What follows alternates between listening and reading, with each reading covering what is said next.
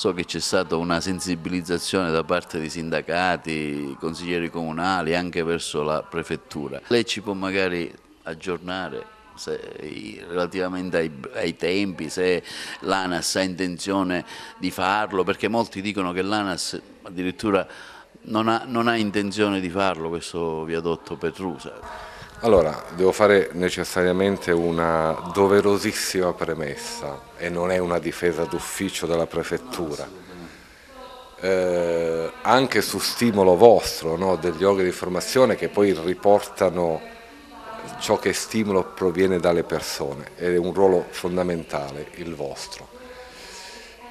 Ho avuto sempre e costanti contatti, interlocuzioni con l'ANAS sulle varie situazioni, sarà il viadotto Petrulla nella zona di Licata eccetera, erano i lavori nella zona di Sciacca, i lavori della 640 eccetera.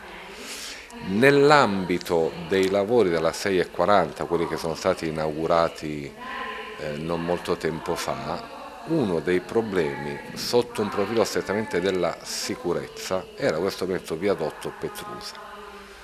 Sono stati fatti da parte dell'ANAS degli approfondimenti per vedere se poteva essere recuperato in termini di sufficiente sicurezza nell'ambito dei lavori previsti alla 640 il viadotto. Fatte alcune valutazioni di carattere tecnico, mi è stato poi riferito no, non è salvabile, lo dobbiamo tirare giù per garantire anche la sicurezza di chi sarebbe dovuto passare sotto, eccetera.